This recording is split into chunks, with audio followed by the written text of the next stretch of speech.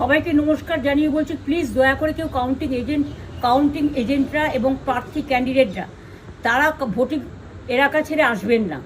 Strong রুমে যেখানে counting হচ্ছে, মানে সেন্টারে, সেখান ছেড়ে কেউ আসবেন না। এটা বিজেপির প্ল্যান। প্রথম 2-3 রাউন্ডে আমি কালকে থেকেই বলছি যে ওদেরগুলো আগে দেখাবে, আমাদেরগুলো পরে দেখাবে। এবং অনেক জায়গায় 2-3 রাউন্ড কাউন্টিং করার পরে প্রায় 100টা জায়গায় কাউন্টিং বন্ধ করে রেখে দিয়েছে। এবং কল্যাণীতে ধরা পড়েছে 7টা মেশিন, যেখানে কোনো মিল নেই। এটা টোটাল ফোর্সফুলি সেন্ট্রাল ফোর্সকে দিয়ে চারিদিকে তৃণমূল কংগ্রেসের উপর অত্যাচার করছে, অফিস ভাঙছে, জোর করে দখল করছে।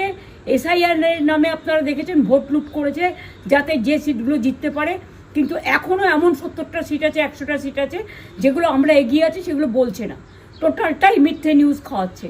আগে ডিআইসিও এই খবরগুলো দিত, কিন্তু তাকে কালকে চেঞ্জ করে দেওয়া হয়েছে। টোটালটাই ইলেকশন কমিশন নিজের ইচ্ছে মতো খেলছে, এবং সাথে কেন্দ্রীয় বাহিনীকে নিয়ে।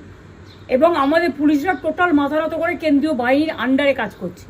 সুতরাং আমি আমাদের কাউন্টিং এজেন্টদের, আমাদের সমস্ত পার্টির কর্মীদের বলবো, অত মন খারাপ করার কারণ নেই। আমি বলেছিলাম সূর্যাস্তের পরে আপনারা জিতবেন। 3 রাউন্ড 4 রাউন্ড কাউন্ট হলেও এটা 14 রাউন্ড থেকে 18 রাউন্ড কাউন্ট হয়, তখন আপনারা জিতবেন। Wait and see, watch. আমরা সবাই আপনাদের সাথে আছি, আপনারা কেউ ভয় পাবেন না, নিশ্চিন্তে থাকুন। আমরা বাঘের বাচ্চার মতো লড়াই করে যাব।